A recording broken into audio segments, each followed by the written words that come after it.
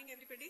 I am Dr. Sumaya Mulla, Professor Head of Microbiology at Government Medical College, Surat. I will be talking about laboratory diagnosis of parasitic infections.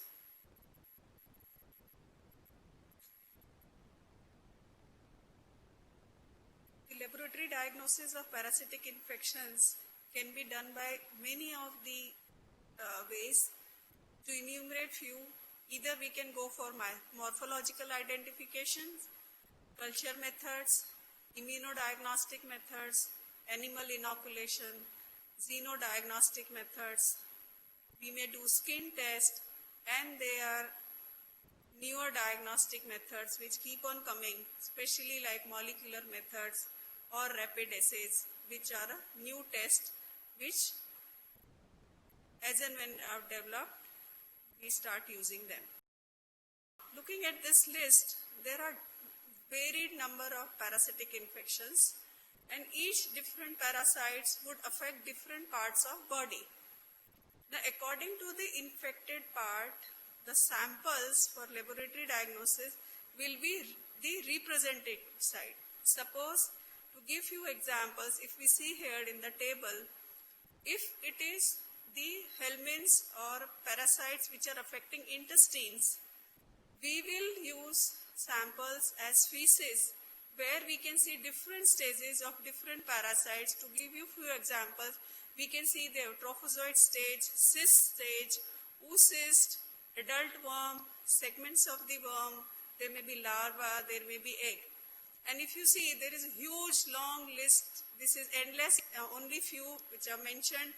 The most commonly, like what we say, amoebiasis caused by Entamoeba histolytica or giardia. In common, what we people say, marda hua, pet dukha, like all these are the infections where feces is a sample which we take, or Ascaris lumbricoids, E. vermicularis, strongyloids, especially in HIV or immunosuppressed patients, tinea, okay, or it is commonly called as tapeworm. All these are the parasites which affect intestine, and all these which affect intestine, we would prefer a feces sample or a stool sample which can go for laboratory diagnosis. The other, in our country we have Plasmodium or malaria, which you say is as endemic disease. In such cases, we see different stage of Plasmodium directly in the slides. Like we can see trophozoites, we can see schizones, we can see gametocytes, or the ring stage. Okay. So in these situations, we have blood specimen as a preferred specimen which can be used for laboratory diagnosis. The other commonest infection like Leishmania, where we see amastigot form, promastigot form, which may even go for culture, or we may take a blood, okay, which I will tell in later. Urine is a preferred specimen, especially for schistosomiasis, which is affecting bladder or urine. Sputum in cases of E. histolytica, when you have extraintestinal amoebiasis or paragonymous infection affecting lung. Then CSF is a specimen which is needed if you are suspecting the Naegleria fovi or Acanthamoeba, unusual amoebic infections or trypanosoma, where CSF is a preferred sample. Bone marrow is a sample which is needed when you suspect Leishmania infections or toxoplasmosis. Especially toxoplasmosis can cause severe diseases where these samples are needed. Lymph node or lymph gland aspirates are needed in few. Liver aspirates, splenic aspirates, skin biopsies, subcutaneous tissues, muscle. So I am not going in detail, but all these will be different samples which we need as per the different parasitic infection. So this table depicts what are the type of samples which we will take and what are the parasitic infection, in which cases which are the preferred samples. You can see it slowly, okay. Now when you go for laboratory diagnosis, there are three different ways how you can go.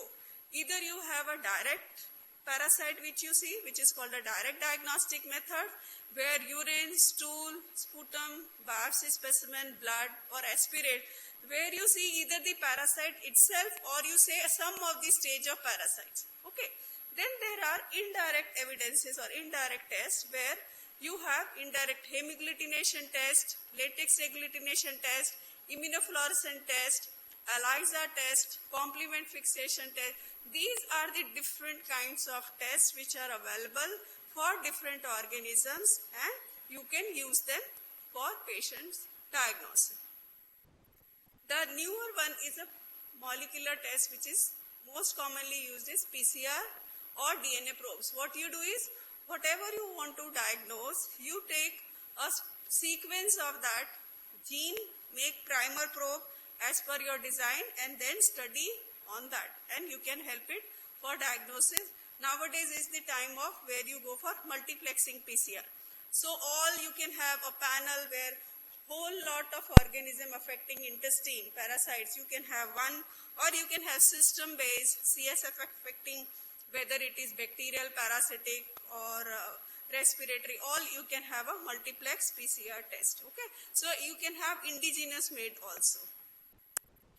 Now in parasitology, let's have few terms which you should know. One is symbiosis, is parasites have symbiosis, that is they are living together. Okay, there is commensalism in parasitic infection where one is symbiont having a benefit and other does not have any harm, it is unaffected.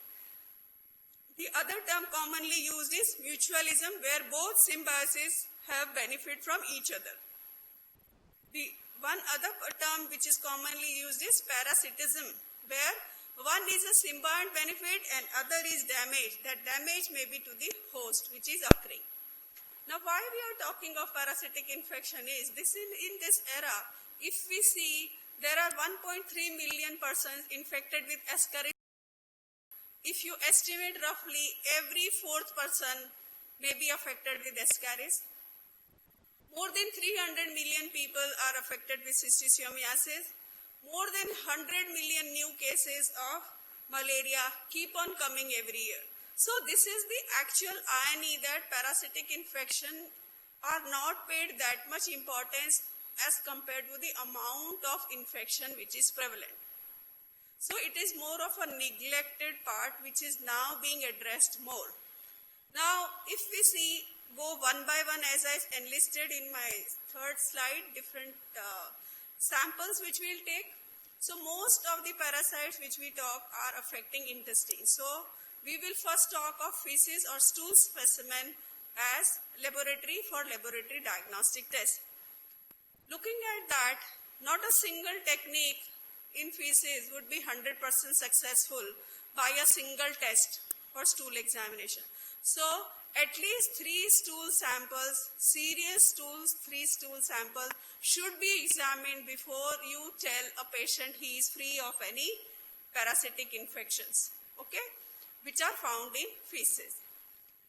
The other part, when you talk of parasitic infection in feces, you should not only rely on the stool test, but you should always club with that the clinical symptoms, case presentation, the history, how the patient is presented, and what is the stage of parasite which is seen.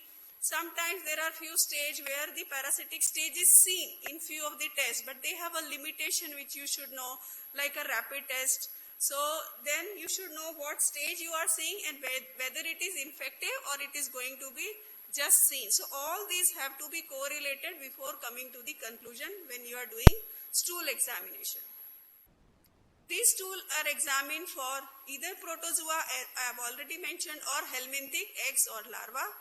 These stage of protozoa which are found in stools are either trophozoite stage or cyst stage, and in helminths usually we see eggs or larvae.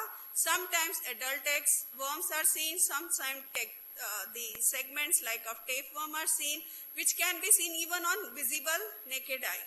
But some like eggs and larvae, you need an aided thing, that is a microscopic examination. Most of the time you use microscopic examination to see. Some bigger can even be seen at lower magnification as 20x. Now as there is fragile nature of many intestinal parasites, you have to maintain the stool so that it can be rightly seen under microscopy conditions. Okay, so for that what you need is, once the stool is asked to be collected, it should be free of urine, oil, water, dyes, radiopaque thing, and in a clean plastic container around a Bengal gram, or you can have 10 gram of feces in a stool sample. It should be free from any antiseptics or disinfectants, and once the sample is collected, you label the container properly with name, patient ID, reference number or laboratory number or the hospital number, date and time of collection, with the requisition form of physician having all this detail. And at times, for few of the parasites, you even need the address from where geographical belt the patient belongs to. Because some of the parasitic infections, to give you an example, like Kala Azar, it is endemic to our eastern part of India. So it will help in diagnosis. If you see stool samples, if it is coming from West Bengal, there are more of parasitic infections which are seen, like Ascaris, hookworm. So these things may help in aiding the diagnosis. Once you have the patient with confirmed or suspected cases of HIV or immunocompromised or hepatitis, it's a good practice to label them as biohazard or infectious or immunocompromised patients, so that the persons in the lab have less chances of infection. They will be more vigilant, and there will be more correlation, because some of the infections in this group, which are usually not pathogenic, may be pathogenic, right? So that will help in diagnosis. Most of the parasites are susceptible to desiccation or temperature variation, but if there is a lapse in collection and sending the sample to the lab, which is less than 4 days, then you can keep it in 2 to 8 degree temperature or at 4 degree, right? And you should not incubate it, it should kept in refrigerator, okay? Now this is how the collection form should be, having history as age, occupancy, residence, where he belongs to, previous infection if he had, what is the complaint, what is the provisional diagnosis, what physician thinks of, what are the clinical examination features, any other laboratory diagnosis which are done, like hematology test or any radiological test, or some surgical intervention like for hydrated cyst, or if it is a pus encovy sauce. If these things are mentioned, it will help to aid a diagnosis. Once the sample is collected, you go for microscopic of parasitological examination, where most of the samples are seen under 20x or 40x. Rarely you go to 100x, where you see few of the organisms, parasites can even be seen in 10x, like microfilaria, okay? So there you need, even sometimes you have ova and cyst, for which you will need a vernier caliber or an oculometer, where you can measure the ova on the cyst, which is fixed on the stage of microscope. So most commonly, first thing you do is make a wet mount of a species, which is the simplest technique, which can be done at any peripheral level.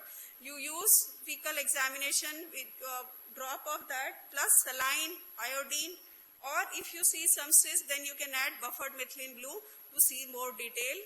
So these saline wet mount are used for initial examination stool, where you can demonstrate the worm's egg, larva, protozoite stage or cyst stage, and even you can see if there are blood cells or white blood cells in the stool. The other method to see is a iodine wet mount, where you stain the glycogen and nuclei of the cyst. Cyst can be can be mounted, can be seen, and if you see the amoebic trophozoites, you add buffered methylene blue and in the wet mount, so that you can see the trophozoites much better and easily. These are few of the photographs which you can see. You take a slide, clean it, wipe it, label it, mark it, and then inside it you put a drop of saline, and then you put a drop of suspected stool, look it under the microscope, and you can see the different stages. This is how you take a stool specimen with a stick, and you put it, mix it with the saline, and look it under microscope. Before microscopy, all stool samples has to go for microscopic examination, where few of the points you have to see which will help aiding the diagnosis. One is color. Usually stool is pale color, but if it is black or if it is red, it will indicate whether there is hemolysis or where there is hemosiderin or the stool blood which is passed. Okay. Then consistency, liquid, formed, semi-formed, each individual will give you a different clue. Composition may have blood or mucus, especially seen in dysentery, which is again either bacillary or amoebic. So you have to differentiate. Okay. So these points will help. Adult worms are sometimes seen in Ascaris, E. vermicularis, or you see segments of Taenia saginata or Solium. So this slide I have already told that these are three different ways how you can go for diagnosis: direct, indirect, or molecular. Now you see same if you see urine examination also, almost all these things, macroscopic and microscopic things, you have to see. You have to see whether the urine is white, smoky. Then for microfilaria you add an ether, it will dissolve fat and you can see microfilaria. And if it is smoky, you add acetic acid, it will lyse the hemolysis and you can clearly see the ova. In microscopic, there are three ways. Either you go for sedimentation or concentration method. Okay. Put the slide under low power and you can see it in 10x. Okay. Move the slides in zigzag or Z form so that you can see most of the area. When you have any suspicious material, take it to higher dry objective and you can examine carefully whatever parasites you are seeing. So this is how you will go zigzag in a fashion so that you don't miss on any part and look in the microscopy. Okay. So this is one side is showing saline preparation, other is iodine preparation. Okay. In iodine smear, usually you will see more of the cyst morphological stage, and in saline you can see eggs, you can see protozoal trophozoites, you can even see the motility of amoeba or flagellates. Okay. Now coming to one of the technique, concentration technique, which is even asked to you in small short notes or 2-3 line questions in examination point of view also, and practically also it has important because when you have do concentration method, you increase the chances of picking up the parasite. Okay. What you do is you take the parasites and which separates the parasites from fecal debris, other debris. So you remove the making unorganic, removing the organic part and inorganic debris. You take a sample of the stool, you go for sedimentation or flotation. So in sedimentation, what you will see, all the heavy eggs like Ascaris, operculated eggs of trematodes, strongyloids larva or cyst. And in flotation technique, you will see non-operculated eggs of trematodes, cystodes, nematodes like hookworm, trichuris, and cyst. Okay. How you do is you take a stool, 10-gram stool, add saline, emulsify, pass it through a mesh wire gauge in conical segment flask, then sediment and take from the sediment take a drop and look under the microscope. Other is a Cato technique which is used to count the eggs quantitation of Ascaris, trichuris, hookworms and Cystosomia mansoni, where same method besides that you take a cellophane which is soaked in glycerin which clears the feces and ultimately what is passed through is the egg which you can count in the stool. Besides Cato, there are other techniques like Stolz techniques which can be used for Ascaris, count eggs of Ascaris, trichuris egg, hookworms, mansoni, Berman techniques which detect the nematodes larva or stool in soil, cultures of nematode larva using filter paper strip of larva of Strongyloides stercolis and hookworms can be used. Now, when you see all these eggs, ova, cyst, one has to know what are the artifacts. So, if you learn the artifacts properly, you can definitely learn more the pathogenic things. So, artifacts are other things which are living artificial in this tool. They are not the parasite, but they mislead the laboratory worker. So one laboratory worker needs to be very good in understanding the artifacts so that he does not miss them or make it as wrong cyst. These are many pictures which you can see how you can mistake them as cyst, like yeast, leukocytes, coccidia, pus cells. All these can be in unexperienced eye, you can wrongly label them as cyst. These are many other features like plant fiber, hair, pollen grains, fat droplets, epithelial cells, air bubble, plant cells, soapy plaques. All these materials are there in stool. So one has to learn this. Artifacts you must know. Once you know the artifacts, then you are more confident of identifying the right pathogen. Okay. Now this was a stool examination. As I mentioned earlier, there are many other specimens which we will take for laboratory diagnosis of parasites. So we will go one by one shortly of other specimens. First, let's talk of sputum examination, which can be used for extraintestinal amoebiasis, paragonopnesis, and many other infections, ascaris, which affects lung. In this, you take a sputum sample, first go for macroscopic appearance, whether you are seeing any bloody tinge as seen in paragonopnesis or rusty brown color. Then you do microscopic, where you do a concentration technique. You take the sputum with it, sodium hydroxide, centrifuge it and take the sediment to see. The other is you can go for biopsy specimen, skin biopsy, which is seen in onchocercis. You take muscle biopsy needed in Trichinis spiralis, where they will have a skin. Rectal biopsy is needed in schistosomiasis, where it is affecting the rectal thing, or in bladder. You take aspirates, either CSF, duodenal, bone marrow, or cutaneous, depending on type of infection you are dealing. Like for African trypanosomiasis or loa or trichinitis, you take CSF, where you do lumbar puncture, take the CSF, centrifuge it, and examine the sediment. Going off duodenal aspirate, especially in Giardia lamblia, trophozoite, Cryptosporidium oocyst, strongyloides, or fascicula eggs, where they are seen or they deposit or stay in duodenal aspirate, they can also be taken as a sample to examine when it is not seen in other specimens. Then only you go. First you will always go for routine examination. These are specimens which are specific to specific infections. Bone marrow aspirates, depending on how much is the clinical and diagnosis. Bone marrow aspirate is a preferred specimen. Even spleen aspirate is more preferred than bone marrow, giving more positivity in Leishmania donovani or Trypanosoma cruzi, or rarely in Falciparum. Okay.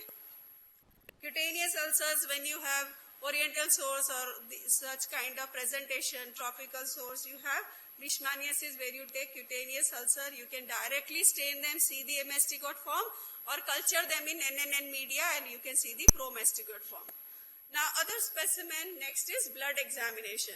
This is a most commonly used specimen for malarial diagnosis. You all know, where you make a thick and a thin film, which is almost like a confirmatory test. Now thin film will give you the detail of morphology, whether you are dealing with Plasmodium falciparum or Plasmodium vivax, which is more common in our country. But thick film will give you, in a way, it will have 4 times more blood, more volume of blood, where you lyse the RBC. So in instant scan, you can rapidly pick up whether the malarial infection is there or not. So it is again a preferred specimen. So both the thick and thin film are made together and seen for malaria besides the rapid test. Then there is Buffy-Coat films, QBC technique, which was previously used, now obsolete for malaria, and Knox concentration technique. This is how you make at 45 degree, you spread, you have a head, body and tail for malaria. You take a first 1 drop to make a thin smear, and you have 4 drop, you dry it, make it circular for thick smear, which can be stained by GIMSA or any other stain, JSP stain and many other stains, field stain A, B, which you can use for malaria, babesi, filaria or trypanosoma. This is how you have a tongue-shaped thin film and a round circular thick film, which can be used for the blood. This is QBC malaria, which was, as I said, now not used, where you can see by the fluorescent method used for malaria, babesiosis, trypanosomiasis, filaria. These are different layers where you can see in the layer what is, where you can see the malarial parasites. Okay, this is how you can see at higher magnification. Coming to urine examination, as I said, especially for schistosomiasis, which has a huge burden, you take either sedimentation or conical concentration method, and you can see the urine under microscope, and ultimately either you pass through nuclear membrane and look for the eggs of schistosomiasis.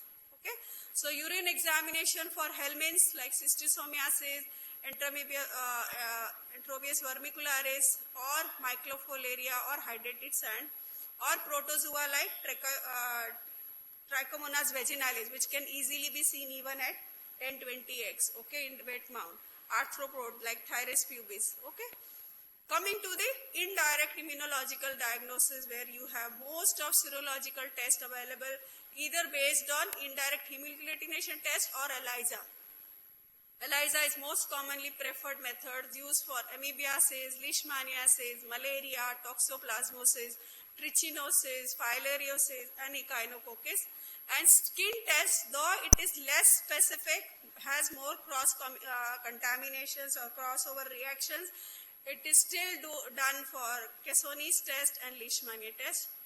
There are cultivation methods, most commonly in India by our NCDC, is using for Leishmania, which is an endemic disease for our eastern country, where they use the Leishmania culture in NNN media. You see amastigote, promastigote from both. They have, that is a national lab, reference lab. The other use for other culture methods are used for amoebiasis, trypanosomiasis, malarial parasite. Few of them are used in R&D, or you have vaccine preparation, or you have trial. The other is animal inoculation, which is done, yes, less now. For leishmaniasis, you can use young hamster. Trypanosomiasis, you can use rat or mouse. For toxoplasmosis, laboratory animals. And animal inoculation can be used for xenodiagnosis in Chagas disease or vector infected experimentally. There are few special tests, like you do MQ testing for mefloquine, which is recommended by CDC as a prophylactic against malaria. When the individuals are on mefloquine prophylaxis, they will exhibit signs of malaria.